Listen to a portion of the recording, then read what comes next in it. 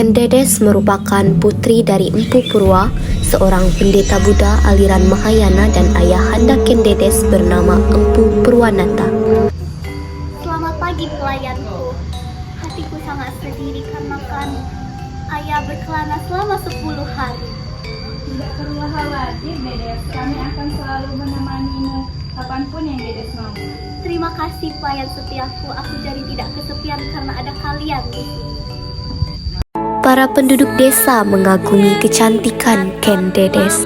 Ia bagaikan gadis yang diramal sebagai ratu yang dapat menggetarkan tanah-tanah Jawa. Bernama Ramalan Sri Nareswari, seorang raja dari Tumapel Tunggul Ametung pun tertarik dan ingin bertemu dengan sang Dedes di kediamannya. Aku penasaran, apakah benar apa yang kabar burung itu sampaikan mengenai gadis cantik yang bernama Dedes itu? Jika memang benar, akan kujadikan ia sebagai istri untuk membuat para Brahmana tunduk kepada Tumapel dan Kediri. Dan mereka tak mungkin akan merendahkan Tumapel. Esoknya Tunggul Ametung dan pasukannya ingin mencari Ken Dedes di desa, dan akhirnya Tunggul Ametung menemukan kediaman Ken Dedes. Di sini kediaman Ken Dedes? Iya dulu. Astaga, maaf Tuan, apa yang sedang engkau cari di kediaman ini? Saya ingin mencari Ken Dedes.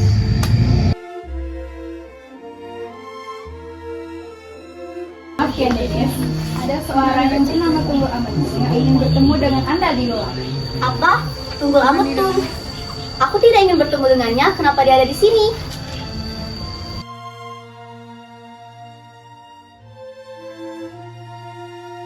Ya Tuhan, cahaya apa yang dipancarkan depan pintu di kediaman gadis ini?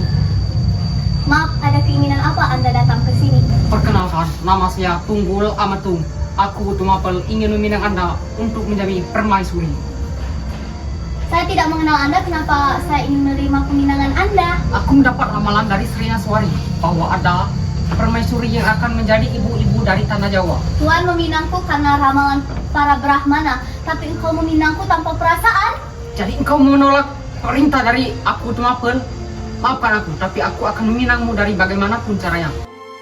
Tuhan, ada apa kau aku datang ke sini? Kau diam saja, pelayan. Tapi Tuhan, Kebo Ijo pun membawa paksa Ken Dedes untuk dinikahkan dan dijadikan permaisuri Tumapel. Pada suatu masa ada sebuah kerajaan Kediri yang berada di Jawa Timur. Kerajaan itu dipimpin oleh seorang raja yaitu Tunggul Ametung. Rakyatnya makmur dan tentram. Hingga pada suatu saat kerajaan tersebut diserang oleh kerajaan lain. Astaga, kita akan diserang oleh kerajaan lain. Apalagi kita kekurangan panglima perang. Bagaimana ini?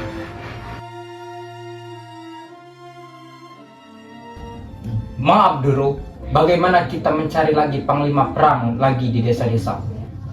Boleh juga idemu Kebo Ijo. Baiklah, aku akan perintahkan kau mencarinya sekarang. Kebo Ijo pun bergegas untuk mencari panglima perang baru. Sampai pada suatu saat ia bertemu dengan Ken Arok.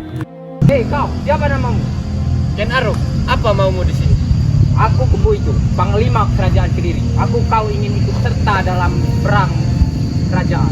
Baiklah, tetapi aku bicara dengan istriku dulu. Ken Arok pun segera pulang ke rumah. Sesampainya di rumah, Istriku. Suamiku sudah pulang. Istriku, aku mendapatkan tugas dari kerajaan. Menurutmu, apa aku diizinkan untuk berperang? Berat aku melepasu. Aku takut kehilanganmu suamiku. Jika kau tak kembali, bagaimana dengan anakku? Ya ayah, bagaimana jika ayah tidak kembali?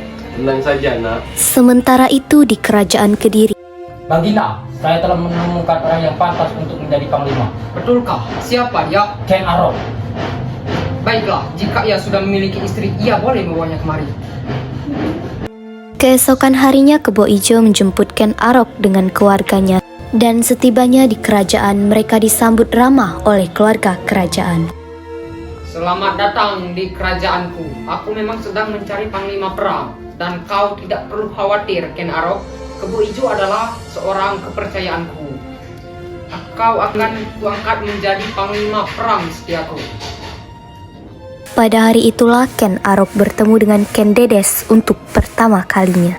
Istriku Ken Dedes, kemarilah.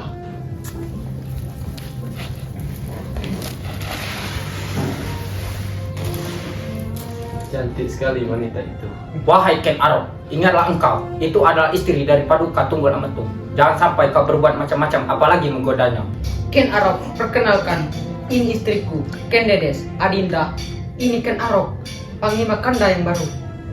Mari ikut bersama saya. Terima kasih, Guru. Sedangkan Toh Jaya bertemu dengan Anusapati anak Ken Dedes dengan Tunggul Ametung. Anusapati menjadi sahabat Toh Jaya di kerajaan. Keesokan harinya perang itu terjadi. Kerajaan Kediri pun memenangkan peperangan itu. Suamiku, sekarang kau telah menjadi panglima. Semoga selalu menjadi panglima di hatiku selamanya. Baik istriku. Ayah, aku bangga dengan ayah. Pada suatu hari Ken Arok melihat Ken Dedes di luar sendirian. Tuan Putri, melamun sendirian saja. Tidak apa-apa, Ken Arok. Pasti lagi melamun memikirkan saya gagaran tempat ini. Kamu jangan terlalu percaya diri. Tiba-tiba Toh Jaya Anusapati datang. Ayah sedang apa di sini? Iya, lo ngapain di sini? Anakku, tadi aku tidak sengaja bertemu dengan Ken Arok. Toh Jaya curiga dengan ayahnya, ia langsung bergegas menghampiri ibunya. Oh, ayah, ibu. Ada apa dengan ayahmu? Ayah main mata, Ibu. Ayah main mata dengan Ken Dedes. Apa? Ayah bermain mata dengan wanita lain? Sedangkan di sisi lain Anusapati memberitahu ayahnya. Ayah, Ibu, ayah. Ada apa dengan ibumu? Ibu berduaan dengan Ken Arok, ayah. Tenanglah nak, besok ayah tanyakan. Mungkin ibumu ada keperluan pribadi dengan Ken Arok. Keesokan harinya Ken Umang pun bertanya dengan Ken Arok. Suamiku, benarkah kau bermain mata dengan Ken Dedes? Apa yang dikatakan Ibu benar, ayah. Apa kau tidak percaya denganku lagi? Sampai-sampai kamu bertanya seperti itu. Iya, aku percaya. Tapi jangan marah seperti itu. Memangnya kenapa? Kamu berbicara lancang seperti itu. Tidak ada, suamiku. Saat itulah Ken Arok mulai mencintai Ken Dedes. Ini tampan, gagah, dan mempesona. Seharusnya aku yang bersama Ken Dedes, bukan Tunggul Ametung yang lemah lembut itu. Ken Arok, aku mendengar kemarin bahwa engkau berbicara dengan Ken Dedes. Apa yang kau bicarakan? Tidak ada yang mulia. Saya memang melihat Ken Dedes, namun saya tidak. Aku melihatnya dengan mata kepalaku sendiri bersama Toh Jaya kemarin. Hei anak kecil, jangan menuduh yang tidak-tidak. Sudah cukup. Sekarang aku bertanya kepadamu, apakah kau terpukau dengan istriku Ken Dedes? Iya Tuan, saya cukup terpukau dengan Ken. Apakah engkau mencintai Ken Dedes? Oh tidak Tuan. Nanti kalau istrimu denganku, bagaimana denganmu? Oh, tentu tidak bisa Ken Arok. Jika kau berani macam-macam, kau akan dikeluarkan bersama keluargamu dari kerajaan ini. Jangan kau berani mengganggu istriku lagi, Ken Arok. Toh Jaya, bagaimana jika suatu saat nanti kita akan menjadi saudara? Bukankah kita sudah jadi saudara karena Nispati? Kenapa kau bertanya lagi? Aku merasa kita akan menjadi lebih saudara yang lebih dari ini. Bukankah jika seperti itu akan lebih bagus? Sedangkan saat Ken Arok di luar kerajaan,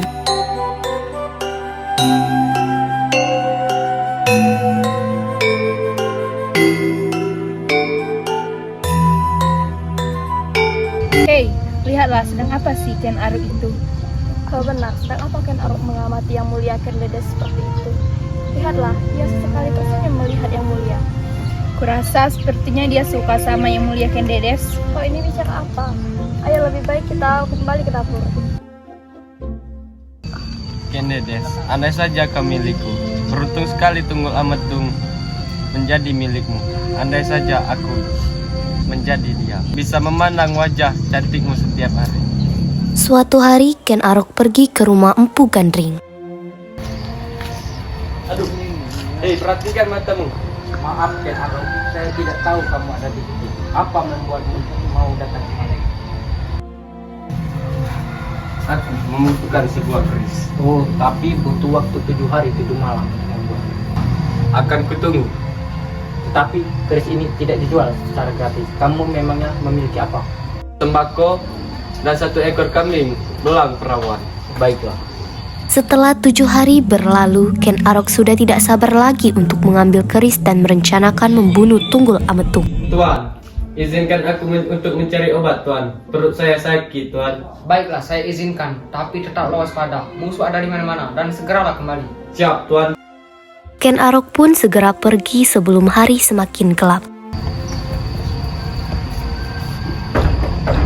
Ken Arok, maafkan saya, kerisnya belum jadi. Tidak, aku tidak sabar lagi.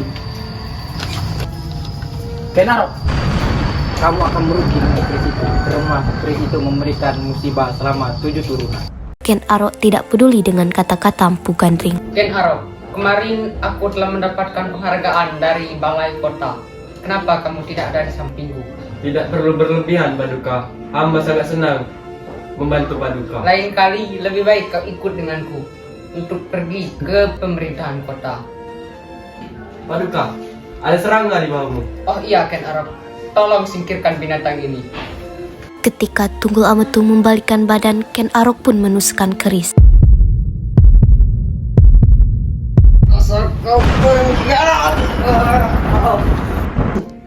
Mulai saat ini, kerajaan Kediri ini resmi menjadiku bersama Ken Dedes tercinta. Jadi, selama ini dugaanku benar, Ken Arok. Keesokan harinya, Ken Dedes berteriak melihat suaminya berlumuran darah. Kakanda! Ayah! Ada apa, Ibu? Ya, ada apa, Ndoro? Ayahmu dibunuh, nak. Apa? Ayah! Ayah, jangan tinggalkan saya, Ayah! Toh Jaya pun langsung bergegas ke kamar ibunya. Ibu, Ndoro Tunggul Ametung dibunuh, Ibu. Apa? Toh Jaya, kamu pasti bercanda, iya kan? Ibu, aku tidak berbohong, Ibu. Ken Umang pun langsung bergegas ke kamar raja. Ndoro Putri. Ya sabar ya, Ndoro Putri. Iya, Ken Umang. Sedangkan di sisi lain, Ken Arok menyuap seorang pelayan untuk menjadi saksi. Pelayan tidak berguna, akan kubayar dengan sekantong emas. Dengan syarat mempina Kebo Ijo, pembunuh Tunggul Ametung. Baik, Ndoro. Tapi kalau saya ditangkap bagaimana, Ndoro? Ya ampun, masalah itu biar aku urus. Kamu harus menuruti perintahku, atau kamu sendiri menerima bahaya. Kebo Ijo pun dibawa menghadap Ken Dedes oleh Ken Arok dan pelayan tersebut. Benarkah kau membunuh suamiku, Kebo Ijo? Tidak, Ndoro, saya tidak pernah melakukannya. Betulkah itu? Betul, Ndoro, saya melihatnya sendiri. Saya bersumpah, Ndoro, bukan saya yang melakukannya. Saya dipinah oleh Ken Arok. Jadi kamu masih mengelak dari perbuatan kejimu terhadap mendiang Tunggul Ametung? Ken Arok, apa maksudmu ini? Berani-beraninya kamu minta temanmu sendiri. Cepat eksekusi dia, Ken Dedes. Akhirnya Kebo Ijo pun dibunuh karena Ken Dedes mempercayai pelayan tersebut. Ibu, kasihan ya Kebo Ijo. Betul-betul kamu yang sabar ya, nak. Iya, nih, tapi hatiku masih terpukul. Yang sabar ya, semuanya akan baik-baik saja. Iya, nih. Saat Ken Dedes sedang menangis, Suamiku Tunggul Ametung, kenapa kau meninggalkanku seperti ini? Ken Dedes, yang sabar ya. tak disengaja Ken Umang dan Tojaya melihat. Ya Tuhan, suamiku, ternyata benar perkataan saya tentang dirimu. Ya, ayah jahat, ayah mengkhianati perasaan ibu. Setelah Ken Umang mengetahui itu, akhirnya Ken Arok dan Ken Dedes menikah.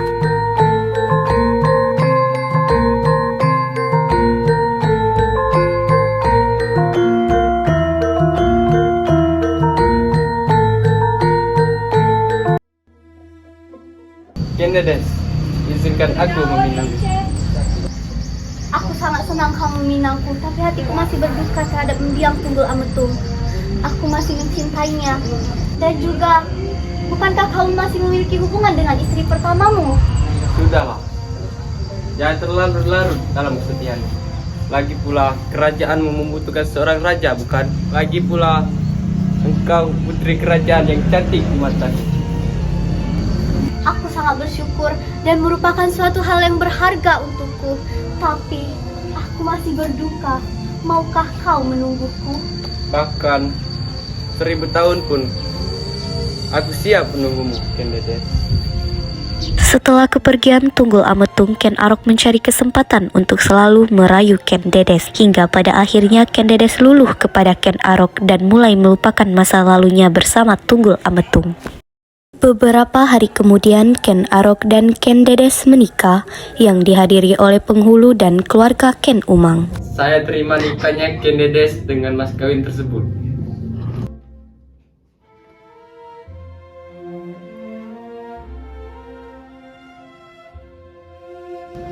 Ibu, yang sabar ya.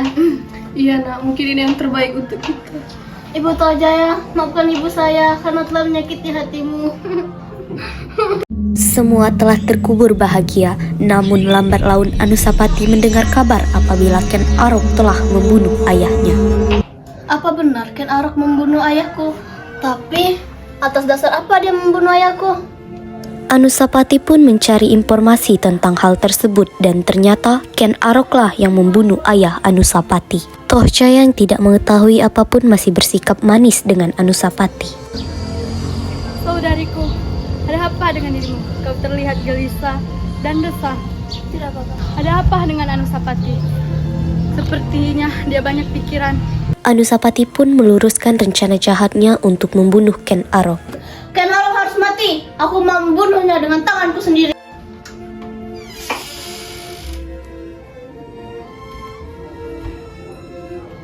Untuk siapa itu?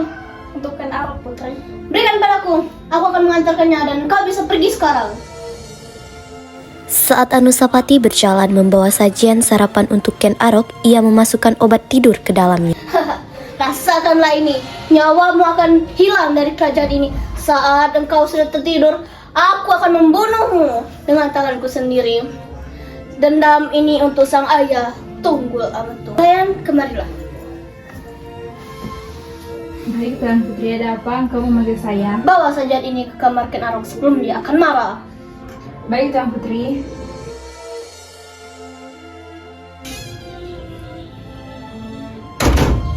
Ini Tuan makanannya. Lambat sekali kamu membawa makanan kepadaku.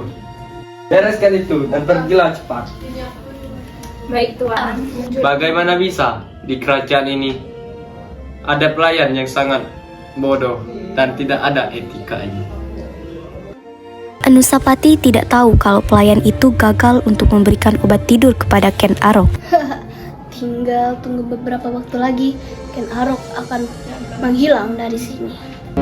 Saat hari mulai menunjukkan waktu siang dengan Ken Arok yang sedang beristirahat di tempat tidurnya. Sepertinya agaknya lagi kerja. Aku sudah menunggu selama 2 jam. Permisi, Tuan.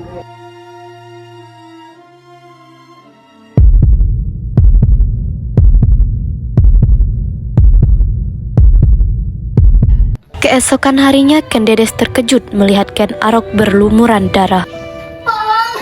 Tolong! Ada apa dengan suamiku, Ken Dedes? Ia dibunuh, Ken Umang. Ada apa dengan ayah? Yang sabar, Tojaya. Tohjaya pun tidak pernah berpikir Anusapati yang membunuh ayahnya.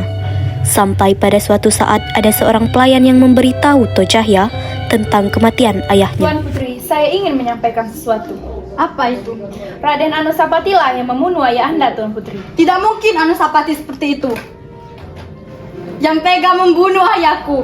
Putri, saya menemukan keris milik Anusapati di dekat meja makan terakhir Ken Arok, Putri. Tohjaya pun langsung marah dan menghampiri Anusapati dengan membawa keris ayahnya. Anusapati! Ada apa, saudaraku? Kurang ajar kamu. Kamu telah membunuh ayahku. Maaf. Memangnya ini salah siapa? Ayahku dulu dibunuh oleh bapakmu. Benar itu, Tuan Putri. Ken Arok lah yang membunuh Tunggul Ametung. Apa? Lancang sekali kamu. Kamu harus mati.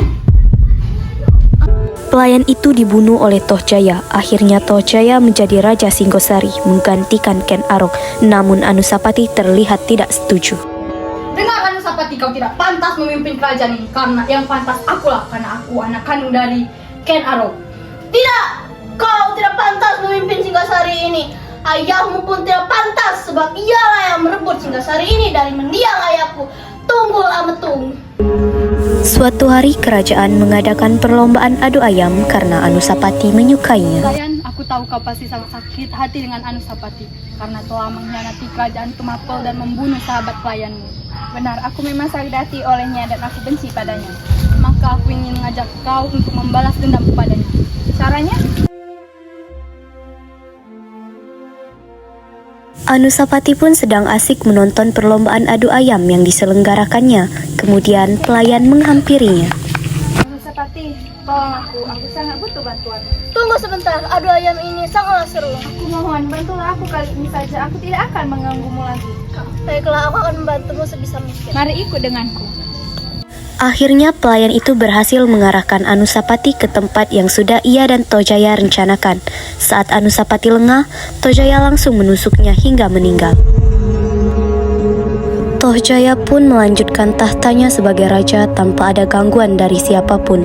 Namun tak berlangsung lama, sebab banyaknya mendapat protes dari warga dan elit istana. Akhirnya kursi kepemimpinan pun diduduki oleh Wisnu Wardana Raja Ranggawuni.